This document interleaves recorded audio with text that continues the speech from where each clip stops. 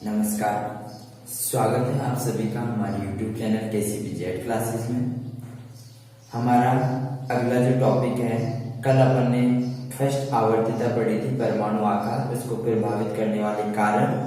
उसके बाद में हम दूसरी आवर्तिता है अपनी आवर्तिता। दूसरी आवर्तिता होती है अपनी आयनन विभव या आयनन ऊर्जा या आयनन विभव, आईपी इसको बोलते हैं, आईपी या आयनाइजेशन एनर्जी या आयनाइजेशन पोटेंशियल। ठीक है, होती क्या है आयनन विभव की बात करेंगे कि अपन आयनन विभव क्या होता है। तो देखो, आयनन विभव के अंदर अपने को ये ध्यान रखना है, इधर बता देता हूं।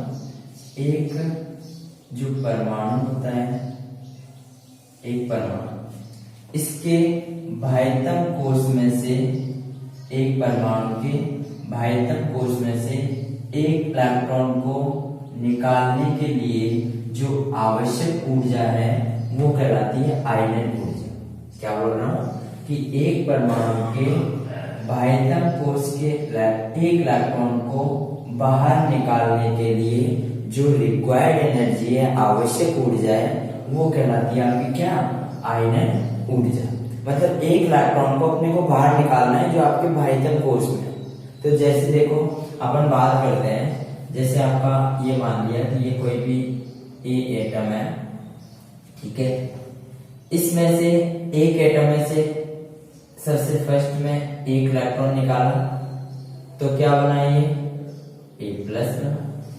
ठीक है, सेकेंड इलेक्ट्रॉन निकाला तो ए क्या बना, ए प्लस 2 बना, ये सेकेंड इलेक्ट्रॉन।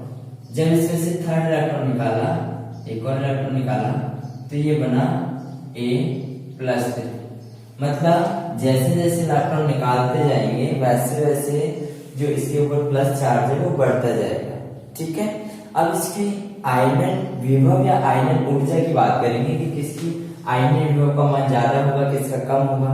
तो देखो, जो फर्स्ट, ये तो अपनी है फर्स्ट आयनाइजेशन पोटेंशियल, ये अपना है सेकंड आईपी। ठीक है, ये है अपना थर्ड आईपी। तो आपको ध्यान रखना है कि यहाँ पे फर्स्ट आईपी, ये आपकी फर्स्ट आईपी, सेकंड आईपी और ये आपकी थर्ड आईपी। मतलब आयनाइजेशन पोटेंशियल है, आयनन ऊर्जा का मान है, वो बढ़ता जाएगा। जो सबसे लास्ट में होगा उसकी आयनन ऊर्जा का मान है वो सबसे ज्यादा होगा। ये आयनन ऊर्जा की सिंपल सी बात होती है। ठीक है, आपको ये भी ध्यान रखना है कि आयनन ऊर्जा का जो आयनन ऊर्जा या आयनन विभव को जो प्रभावित करने वाले कारक है वो कौन कौन से हैं। तो देखो, इसके जो प्रभावित करने वाले कारक हैं कौन कौन से हैं, प्रभावित करने वाले कारक,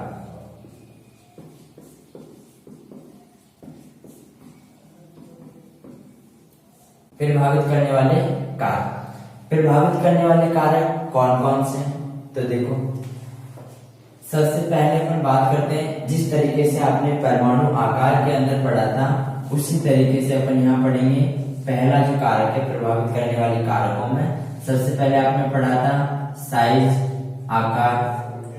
तो साइज के जो आयनाइजेशन एनर्जी या आयनाइजेशन पोटेंशियल है वो क्या होता है, इनवर्सली प्रोपोर्शनल होता है, व्युत्क्रमानुपाती होता है। कैसे होता है कि साइज है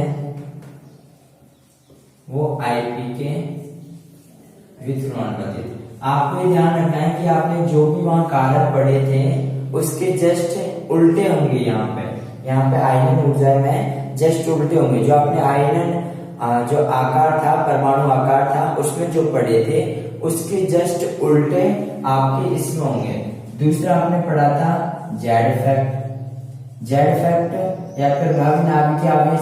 प्रभावी नाभिकीय आवेश होता क्या है कि नाभिक के द्वारा बाह्यतम कोश के इलेक्ट्रॉनों को अपनी तरफ आकर्षित करने की क्षमता।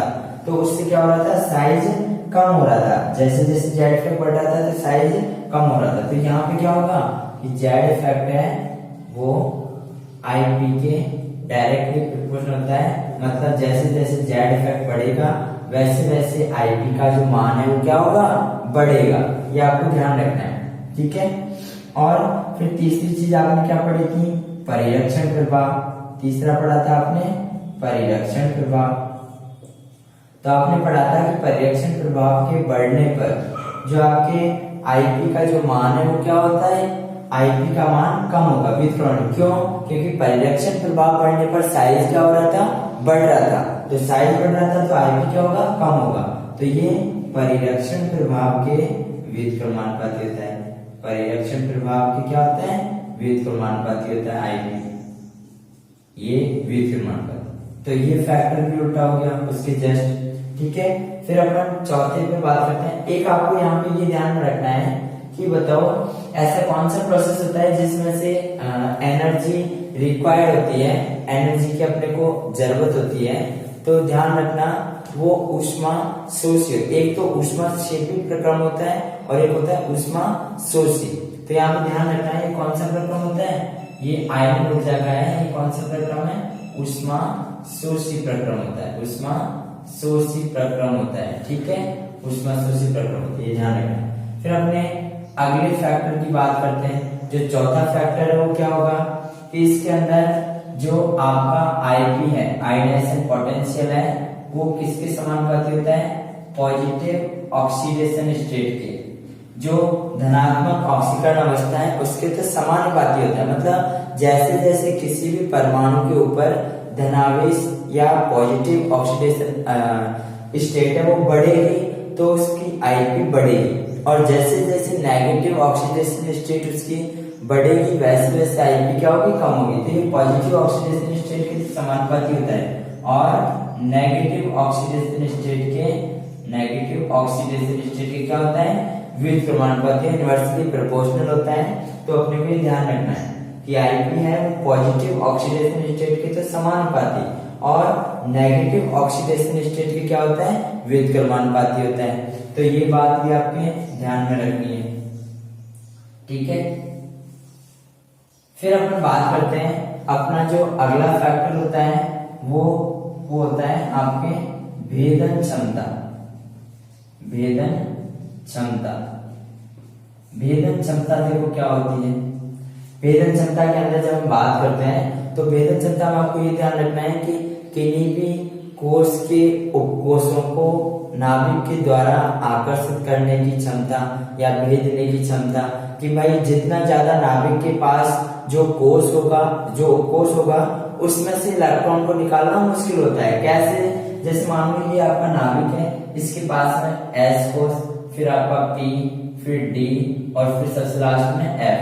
तो एस में से इलेक्ट्रॉन को निकालना क्या होता है, बहुत ही मुश्किल होता है। क्यों, क्योंकि इसमें नाभिक का जो आकर्षण बल है बहुत ही ज्यादा होता है। ये इलेक्ट्रॉन नाभिक से ज्यादा पास में बंधे हुए रहते हैं, तो बंधे हुए रहते हैं तो यहाँ से इलेक्ट्रॉनों को निकालना क्या होगा, मुश्किल होता है। तो आपको ध्यान रखना है कि जो भेदन क्षमता है वो एस ब्लॉक की सबसे ज्यादा होती है, भेदन क्षमता एस की सबसे ज्यादा, पी की कम, डी की उससे कम और एफ की सबसे कम। क्योंकि एफ है सबसे बाह्यतम कोष हो जाता है, बाह्यतम, और वहां से इलेक्ट्रॉनों को अपन निकाल सकते हैं आसानी से, क्योंकि उस पर नाभिक का जो आकर्षण बल है वो क्या हो जाएगा, कम हो जाएगा।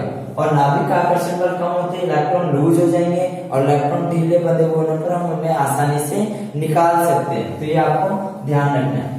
फिर भेदन क्षमता के अंदर जैसे हम एग्जांपल की बात करते हैं, जैसे आपका एक तो बेरिलियम है और एक बोरॉन, एक तो बेरिलियम और एक बोरॉन। बेरिलियम का जो इलेक्ट्रॉनिक विन्यास होता है वो क्या होता है, 1s2 2s2, ठीक है। बोरॉन का क्या होता है, 1s2 2s2 2p1। अब आपको यहाँ पर पता चल रहा है कि 2s2 इसमें इलेक्ट्रॉन है वो किसमें भरे जा रहे हैं, s में, और इसमें बाह्यतम में एक p में भरा जा रहा है। तो p में से इलेक्ट्रॉनों को निकालना क्या है, आसान है। तो आसान होगा तो यहाँ पर हम बात करते हैं कि फर्स्ट आईपी की। तो फर्स्ट जो आयोनाइजेशन पोटेंशियल है वो किसका ज्यादा होगा, बेरिलियम का ज्यादा होगा। प्रथम आयनन ऊर्जा का मान है वो बेरिलियम का ज्यादा होगा। तो देखो अपन ने क्या देखा कि बेरिलियम की जो फर्स्ट आयनन ऊर्जा है वो ज्यादा होगी बोरॉन से। क्यों? क्योंकि यहाँ पे इलेक्ट्रॉन है वो s उपकोष से निकालना होता है, और s उपकोष से निकालना क्या होता है, बहुत ही मुश्किल होता है। p में से हम निकाल सकते हैं, p बाहर है और इसमें एक ही इलेक्ट्रॉन है तो इसमें से आसानी से निकल जाएगा, लेकिन s पर जो आकर्षण बल है नाभिक का वो बहुत ज्यादा हो रहा है, इसलिए यहाँ से बेरिलियम में से इलेक्ट्रॉन को निकालना क्या होता है, मुश्किल होता है। इसलिए यहाँ पे फर्स्ट आईपी है वो बेरिलियम की ज्यादा होती है, बोरॉन की कम होती है। फिर हम बात करते हैं कि सेकंड आईपी के अंदर अपन एक एक इलेक्ट्रॉन इनमें से निकाल देते हैं। एक एक इलेक्ट्रॉन इनमें से निकाला, एक इलेक्ट्रॉन इसमें से निकाल दिया 2p1 में से, एक इलेक्ट्रॉन इसमें से निकाल दिया 2s2 में से। तो इसमें से निकाला 2s2 में से, तो अपने पास ये क्या बन गया 1s2 और ये 2s2। इसमें से निकाला तो क्या बन गया 1s2 2s2। ये 2p1 है, ये निकल गया ये। तो अब देखो, अब बोरॉन ने, ये बोरॉन और ये बेरिलियम। अब ये देखना आपको कि बोरॉन ने बेरिलियम वाला जो इलेक्ट्रॉनिक विन्यास है वो ग्रहण कर लिया है, और यहाँ पे s में एक इलेक्ट्रॉन है, यहाँ पे 2 इलेक्ट्रॉन है। ये इसका पूर्ण पूरित कक्षक है और इसका स्थायित्व ज्यादा था, तो यहाँ से इलेक्ट्रॉन को निकालना क्या होगा, बहुत ही मुश्किल होगा। इसलिए बेरिलियम और बोरॉन में से बोरॉन की द्वितीय आयनन ऊर्जा का मान है वो बेरिलियम की द्वितीय आयनन ऊर्जा से क्या होता है, ज्यादा होता है। तो यहाँ पे बोरॉन की जो द्वितीय आयनन ऊर्जा है वो ज्यादा होगी बेरिलियम से। तो ये यहाँ पे यदि हम बात करें सेकंड आईपी की, ये सेकंड आईपी है, सेकंड आईपी किसकी ज्यादा होगी, बोरॉन की ज्यादा। तो आपको ध्यान रखना है कि कोई भी आपसे आयनन ऊर्जा पूछे कि किसकी ज्यादा होगी, प्रथम आयनन ऊर्जा किसकी ज्यादा होगी, द्वितीय आयनन ऊर्जा ज्यादा किसकी होगी, तो आपको इलेक्ट्रॉन निकाल करके देखना है। उसके लिए आपको क्या पता होना चाहिए, इलेक्ट्रॉनिक विन्यास पता होना चाहिए। तो इलेक्ट्रॉनिक विन्यास जब आपको पता होगा तो आप आसानी से इलेक्ट्रॉन है वो निकाल सकते हो उसमें से, और फिर अपने को पता चल जाएगा कि किसकी आयनन ऊर्जा ज्यादा होगी, किसकी कम होगी। क्योंकि जहां से इलेक्ट्रॉन को निकालना थोड़ा मुश्किल होगा उसकी आयनन ऊर्जा का मान ज्यादा होगा, क्योंकि वहां पे इलेक्ट्रॉन को निकालने के लिए अपने को ज्यादा ऊर्जा चाहिए, इसलिए वहां पे आयनन ऊर्जा ज्यादा होगी और यहाँ पे जो आयनन ऊर्जा है वो कम होगी। जहां से आसानी से निकल जाएगा वहां पे आयनन ऊर्जा क्या होगी, कम होगी। तो ये तो अपन बात करते हैं यहाँ पे कि ये तो भेदन क्षमता की बात होगी, ठीक है। फिर अपन नेक्स्ट बात करते हैं, ये देख लेना सारे पॉइंट है आपके प्रभावित करने वाले कार्य में। सबसे पहले साइज, फिर आपका जेड इफेक्ट। साइज के क्या होता है, परमाणु आकार के वेद समानुपाती होता है। आयनन पोटेंशियल, मतलब जैसे आपके आयनन ऊर्जा का मान बढ़ेगा साइज क्या होगा, उसका कम होगा। जेड इफेक्ट का मान जैसे बढ़ेगा आयनन ऊर्जा बढ़ेगी, तो और परीक्षण प्रभाव का मान जैसे बढ़ेगा आयनन ऊर्जा क्या होगी, कम होगी। वैसे यहाँ पे आयनन ऊर्जा पॉजिटिव ऑक्सीडेशन स्टेट के तो समानुपाती। जैसे हम बात करते हैं आपके, जैसे मान लो ऐसे आ जाए आपके कि सोडियम प्लस है या मैग्नीशियम प्लस और Mg+2, तो यहाँ पे क्या होगा कि पॉजिटिव ऑक्सीडेशन जिसकी ज्यादा है उसकी आयनन ऊर्जा का मान क्या होगा, ज्यादा। तो यहाँ पे ऐसे जैसे हम बात कर लेते हैं आपके, जैसे आपका Fe+2 Fe+2 Fe+3, तो मतलब इनकी ज्यादा होगी प्लस, और माइनस वालों की जिसकी होगी उसकी कम होगी ऑक्सीडेशन आयनन। फिर भेदन क्षमता आपने ये देख लिया, ये फैक्टर है आयनन को प्रभावित करने वाले कारक की, ठीक है। फिर हम नेक्स्ट फैक्टर की बात करते हैं आपके। तो नेक्स्ट देखो, और ये भी ध्यान रखना कि आपके जो आयनन ऊर्जा का जो प्रक्रम है वो एक ऊष्मा शोषित प्रक्रम होता है, ठीक है। ऊष्मा शोषित प्रक्रम होता है क्योंकि यहाँ से जो ऊर्जा है अपने को ऊष्मा है वो जरूरत पड़ती है, रिक्वायर्ड होती है, इसलिए, ठीक है। फिर हम बात करते हैं आपके सेकंड जो आपका अगला फैक्टर है छठवां, उसकी बात करते हैं। तो देखो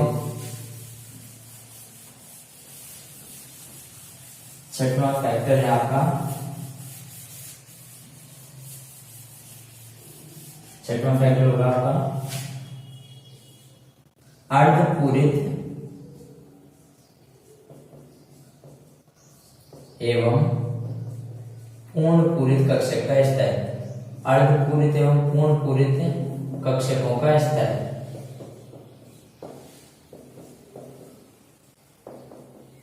अर्धपूरित एवं पूर्णपूरित कक्षकों का स्तर।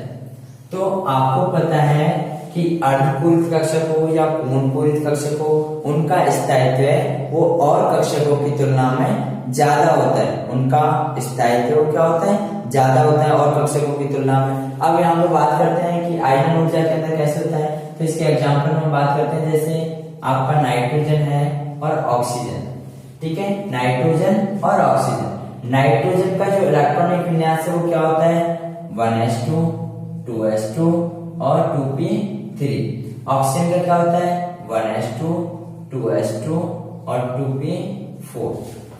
यहाँ पे आपको क्या ध्यान रखना है कि यदि हम बात करें फर्स्ट आईपी की, यदि हम बात करें यहाँ पे फर्स्ट आईपी की, फर्स्ट आईपी, तो फर्स्ट आईपी नाइट्रोजन और ऑक्सीजन में से आपको ध्यान रखना है कि यहाँ पे जो इसका विन्यास है नाइट्रोजन का, वो कैसा विन्यास है, अर्धपूरित विन्यास है, क्योंकि यहाँ पे पी के अंदर आपके पी के अंदर कितने इलेक्ट्रॉन आ रहे हैं, 3, और ये 3 है, अर्धपूरित विन्यास है जो ज्यादा स्थायी होता है। तो ज्यादा स्थायी होता है तो यहाँ से इलेक्ट्रॉन को अपनी स्थायित्व ये खोना नहीं चाहता आसानी से, और जबरदस्ती से निकालेंगे तो वहां पे ऊर्जा क्या चाहिए कि ज्यादा चाहिए होती है। तो यहाँ पे ये नाइट्रोजन है, ये स्थायी इलेक्ट्रॉनिक विन्यास होता है, अर्धपूरित विन्यास। यहाँ से इलेक्ट्रॉन को निकालना थोड़ा मुश्किल होता है, ज्यादा ऊर्जा की जरूरत पड़ती है। तो यहाँ और तो ज्यादा ऊर्जा की जरूरत पड़ती है, तो फर्स्ट आईपी है वो नाइट्रोजन की ज्यादा होती है और ऑक्सीजन की कम होती है। यदि हम यहाँ पे बात करें, यहाँ पे अर्धपूरित विन्यास नहीं है, देखो यहाँ पे आपका 2p4 है, 1 2 3 4, यहाँ पे ये अर्धपूरित विन्यास नहीं है, ना पूर्णपूरित है। तो फिर हम बात करते हैं सेकेंड आईपी की। देखो सेकेंड आईपी में क्या होगा, यहाँ से एक एक इलेक्ट्रॉन निकाल दिया, एक इलेक्ट्रॉन यहाँ से निकाल दिया, एक इलेक्ट्रॉन यहाँ से निकाल दिया, यहाँ से निकाला तो ये इलेक्ट्रॉनिक विन्यास हो गया नाइट्रोजन का, ये नाइट्रोजन ये ऑक्सीजन। अब किसका देखो, ये हो गया 1s2 2s2 2p2, 1s2 2s2, यहाँ से एक इलेक्ट्रॉन निकाल दिया और एक इलेक्ट्रॉन यहाँ से निकालते हैं, तो ये हो गया 1s2 2s2 2p3, ये हो गया, ठीक है। अब आपको क्या पता चल रहा है कि जो ऑक्सीजन है उसने नाइट्रोजन का इलेक्ट्रॉनिक विन्यास ग्रहण कर लिया, जो ऑक्सीजन है उसने नाइट्रोजन का इलेक्ट्रॉनिक विन्यास ग्रहण कर लिया, और नाइट्रोजन का इलेक्ट्रॉनिक विन्यास अर्धपूरित विन्यास था जो ज्यादा स्थायी होता है। तो यहाँ पे अपन बात करते हैं कि सेकंड जो आईपी है, सेकंड आईपी है आयनाइजेशन पोटेंशियल, सेकंड आयनन ऊर्जा है वो ऑक्सीजन की ज्यादा होती है और नाइट्रोजन की कम होती है। रीजन क्या है, अर्धपूरित एवं पूर्णपूरित विन्यास का, ठीक है, ये आपको ध्यान में रखना है। तो अपन बात करते हैं, तो यहाँ पे आपके नाइट्रोजन और ऑक्सीजन में से किसकी ज्यादा होगी, फर्स्ट तो नाइट्रोजन की और सेकंड ज्यादा होती है ऑक्सीजन की। ये तो सिंपल इसके फैक्टर है। तो यदि हम बात करें, ये हो गया अर्धपूरित एवं पूर्णपूरित कक्षकों का स्तर। अब एक वर्ग और आवर्त में बात करते हैं कि वर्ग में क्या होता है और आवर्त में क्या होता है। तो देखो अपन बात करते हैं, यहाँ पे इसको मैं ऊपर देता हूँ, मिटा देता हूँ इसको तो,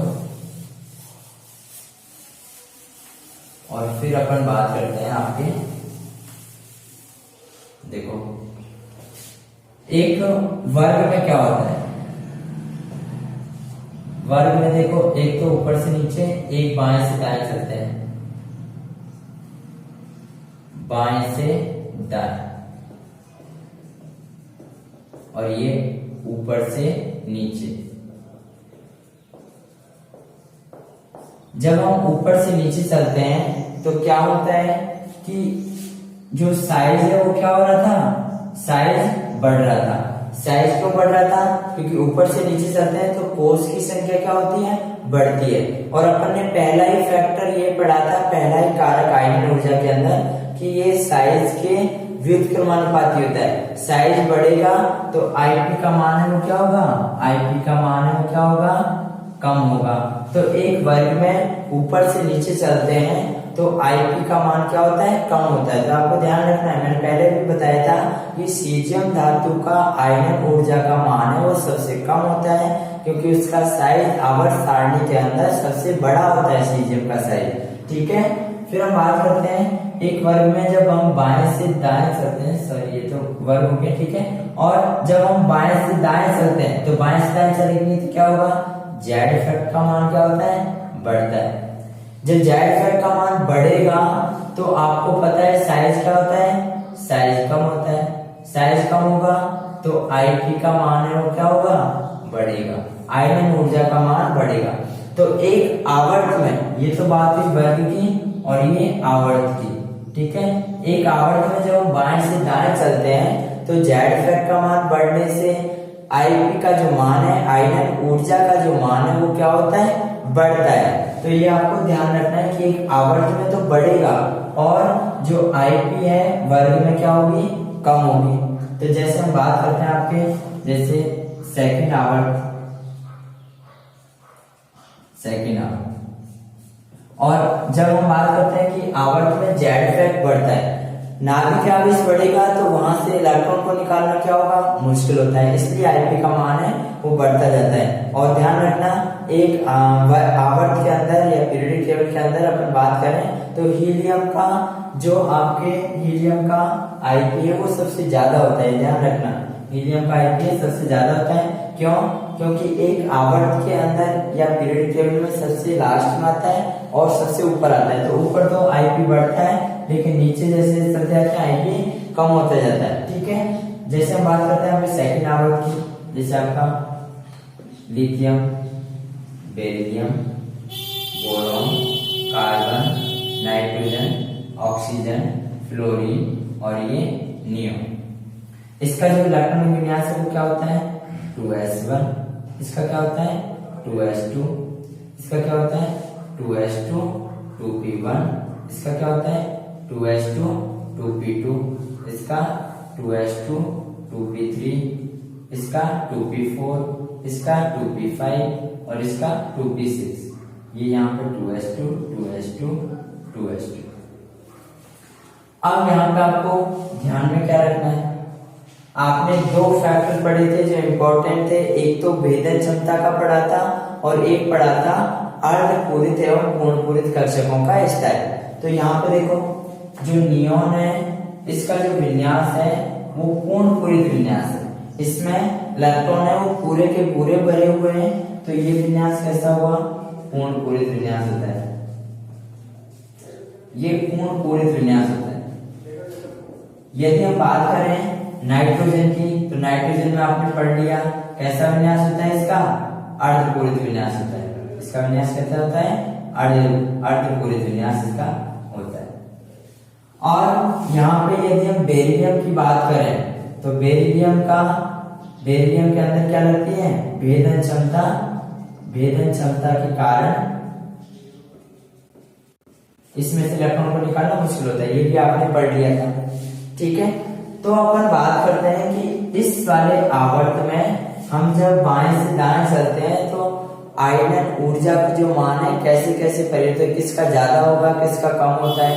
तो अपन बात करते हैं कि अपने को ये तो पता है कि एक आवर्त में जब हम बाएं से दाएं चलते हैं तो जेड इफेक्ट का मान बढ़ने पर आयनन ऊर्जा क्या होती है, बढ़ती है। तो सबसे ज्यादा तो इसका होगा, वैसे भी पूर्णपूरित विन्यास है तो नियोन की Ip का क्रम किसका ज्यादा होगा, तो यहाँ पे नियोन का तो क्या होगा, सबसे ज्यादा, क्योंकि यहाँ पे पूर्णपूरित विन्यास से इलेक्ट्रॉन को निकालना मुश्किल होता है। उसके बाद होगा फ्लोरीन का। फ्लोरीन के बाद में देखो ऑक्सीजन और नाइट्रोजन के पास में आते हैं। तो ऑक्सीजन में से आपने पहले पढ़ लिया था अर्धपूरित और पूर्णपूरित विन्यास का, तो यहाँ पे नाइट्रोजन का अर्धपूरित विन्यास होता है, ऑक्सीजन का विन्यास अर्धपूरित नहीं होता है। इसलिए नाइट्रोजन और ऑक्सीजन में से नाइट्रोजन की Ip ज्यादा होती है और ऑक्सीजन की Ip नाइट्रोजन से कम होती है, ये आपने पढ़ लिया। फिर अपन बात करते हैं इसके बाद में कार्बन की। ठीक है, उसके बाद में देखो कार्बन के बाद में बेरिलियम और बोरॉन। बेरिलियम और बोरॉन में से किसकी ज्यादा होगी, आपको पता है भेदन क्षमता बेरिलियम की ज्यादा होती है, तो ये बेरिलियम की ज्यादा होगी, बोरॉन की कम होगी। बोरॉन के बाद में सबसे लास्ट में अपना कौन बचा, लिथियम, लिथियम की सबसे कम होगी। तो एक आवर्त में ऐसे आपको ध्यान रखना है कि उत्कृष्ट गैसें हैं उनका तो सबसे ज्यादा आईपी होगी, क्योंकि उनका विन्यास वो कैसा होता है, पूर्ण पूरित विन्यास होता है, और पूर्ण पूरित विन्यास में से इलेक्ट्रॉन को निकालना क्या होता है, बहुत ही मुश्किल होता है, और मुश्किल होगा तो आईपी क्या होगी, इसकी सबसे ज्यादा होगी। ठीक है, ये तो एक फैक्टर हुआ। फिर अपन बात करते हैं ये क्रम, ठीक है, आपको समझ में आ गया होगा। ठीक है, फिर अपन आगे नेक्स्ट बात करते हैं अपनी,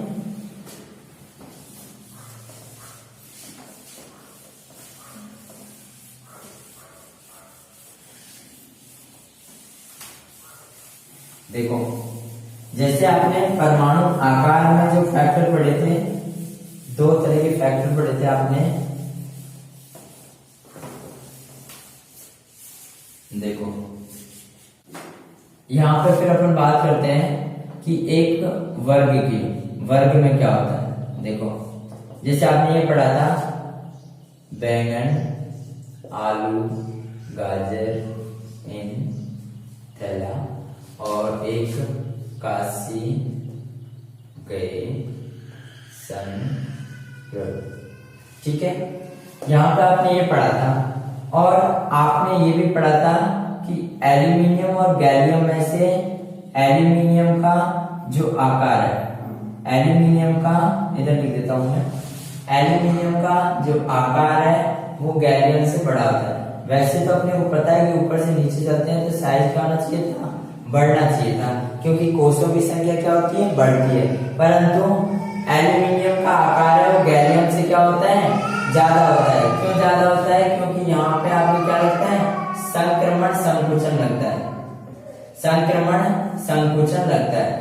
अब संक्रमण संकुचन लगेगा तो एल्यूमिनियम का साइज है वो गैलियम से ज्यादा होता है। अब अपने को पता है कि आयन ऊर्जा है वो साइज के व्युत्क्रमणवादी होती है, तो यहाँ पे अपने को ध्यान रखना है कि इसके जस्ट उल्टा होगा कि गैलियम की ये तो क्या है, साइज, और यदि हम बात करें आईपी की तो यहाँ पे गैलियम की जो आईपी है ये एल्यूमिनियम से क्या होगी, ज्यादा होगी। ये आयन ऊर्जा का रीजन क्या है, दोनों का संक्रमण संकुचन के कारण। आपसे सीधा सा पूछेगा, आपको चार ऑप्शन दिए, उसमें से गैलियम एल्यूमिनियम दे दिया कि किसका साइज है या किसका आईपी ज्यादा होगा, तो ध्यान रखना है कि गैलियम का ज्यादा होगा एल्यूमिनियम से।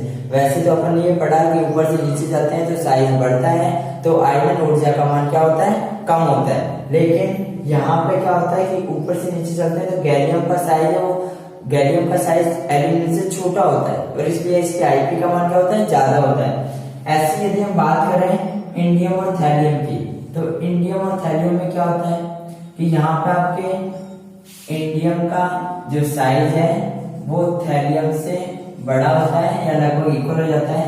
क्यों, यहाँ पे आपको लगता है लेंथेनॉइड संकुचन, यहाँ पे क्या लगता है, लेंथेनॉइड संकुचन।